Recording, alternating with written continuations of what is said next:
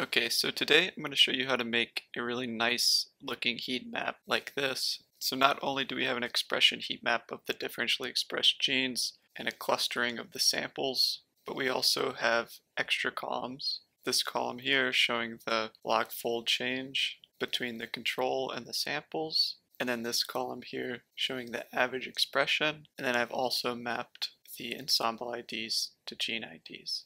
Okay, so we're going to start off where we left off last time, where we had a table of all the significantly differentially expressed genes between the senescence and the control samples. Okay, so the first thing you want to do is convert it to a data frame, just using it as data frame, and then the significant gene table. And then this step is technically optional. In one of my previous videos, I showed you how to make a dictionary of ensemble to gene symbols. And then I just saved that as a CSV. And then I'm just loading it here as a data frame called ensemble map. And then I'll just show you what it looks like.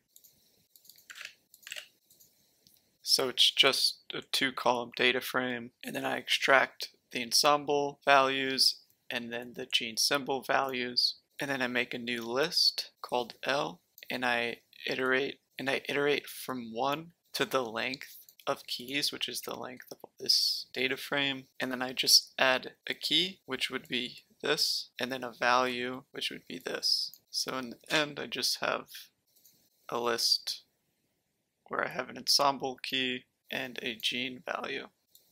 And then in this case, there were no missing values, but if there were some, all I did was take the set difference of the ensemble keys from the DE data frame and all the keys from our mapping dictionary, and then just looped over the length of that and added NA to any that were not in the dictionary.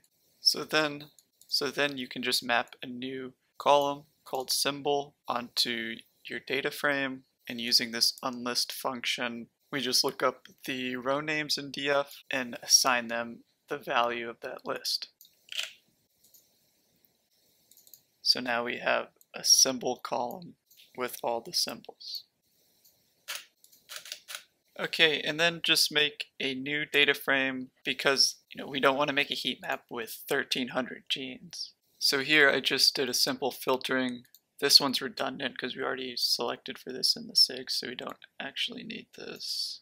This is where you want to filter on base mean. So if you look at the data frame, the base mean of all the samples for that gene. And here, the lower the base mean, the noisier it's going to be. So you can set an arbitrary threshold, but definitely anything below 50 is just going to start to be noise. And then I'm filtering on the absolute value of the log fold change and saying that it has to be above 2. So we get anything that's below -2 and anything that's above 2. And then when we look at this DF top now, there's only 130 genes. You can always play around with these filtering thresholds depending on your data set. If you have fewer differentially expressed genes, maybe you would want to lower these thresholds, maybe change 2 to 1.5, for example. Alright, next.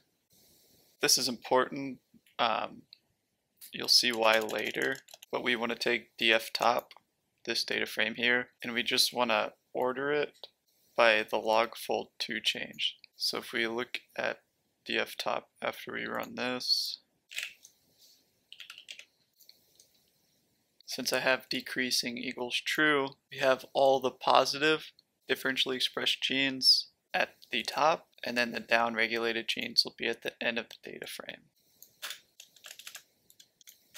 Okay, next we're going to use this rlog function on the dseq DDS object to get normalized count data from the object, and then we're going to make a matrix of that data. So if we look at what that looks like, see we just have gene names, and then for each of the samples we have log fold values. And then from last video, let me just show it again what call data is. Call data is just the sample metadata, and then so the row names of call data will just be our sample names. So we're passing the row names of our top differentially expressed genes and our sample IDs. So our mat's going to look like this, where it only has the values that are in our top data frame. What we're doing is just getting the z-score for each of the rows. So we're scaling it, and then we have to use a transpose because scale applies to the columns. So if we look at this, it's going to look exactly like this, but each of the values is going to be replaced by a z-score value for that row. So now this is our mat scaled object, and then we have to rename the columns, and we're just grabbing them from our other mat object. So in the end, we have mat scaled. So from here you could actually just make a heat map of this, and that's what a lot of people do. But I'm just going to show you how to do those additional column add-ons, which add a lot to the figure.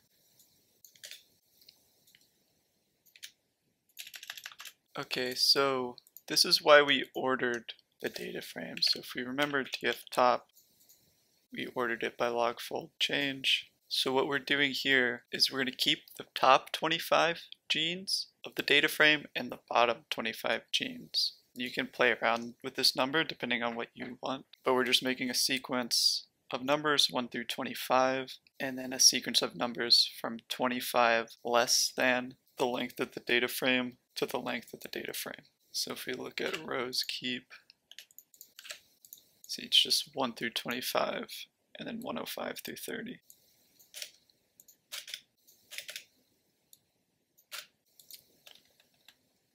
So next, this is where we get the values for those two extra columns in that data frame. So we get the log2 values, and we just set it as a matrix, and we take that from the df of top differentially expressed genes, and we only care about the rows keep, which I just showed you, and then we get the log fold 2 change value.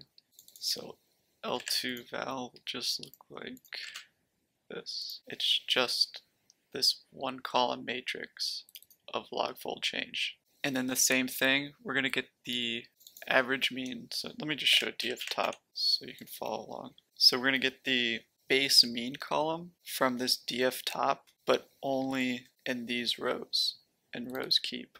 So only from the first 25 and last 25 in the data frame. And then again, if we look at mean, it's just the mean values from those rows. Okay, so now we really have the three components, right? We have the z-score normalized counts. We have the log2 fold change values for one of the columns on the right, and then the mean for the other column on the right. You need to install complex heatmap if you don't already have it. And then we need to import this complex heatmap, our color brewer, and circleize. I didn't actually end up using that, so just get rid of that. But we make a color map for the log fold expression, and we're making that color map between blue, white, and red. For the average expression column, we're mapping between the 0% and the 75% quantile of the mean of that matrix we made earlier. So we're getting the quantile from this matrix, and then we're just mapping between white and red. So you could play around with this a little bit if you wanted to change up the colors. This is where you would do it. You could either change the colors entirely or change the thresholds or their gradients. And let me just real quick show what this quantile mean actually does. So it just returns the different quantiles, and then if we want the 0% quantile, we would just say the first item, and then you would get the value for that. So this maps between white and red from 50 to 430. Okay, so here we actually make the heat map. This heat map annotations, this controls this top part. So if I change the fill, it'll change the color of this. If I change the height here, if I change 2 to 4, this box will be doubled. So this heat map is 3 pieces. Remember, we made 3 different matrices earlier. The z-score expression matrix, which is H1, the log fold change matrix, which is H2, and H3, which is the average expression. We're taking the scaled mat and then only passing the rows that we want to keep, and then we don't want to cluster the rows. Since we're doing a comparison of samples normally, we're going to cluster the columns, which are the samples. So we're going to put an F so that we don't cluster the rows, and then we put a T for cluster columns so that we do cluster the columns. And then the column names of mat scaled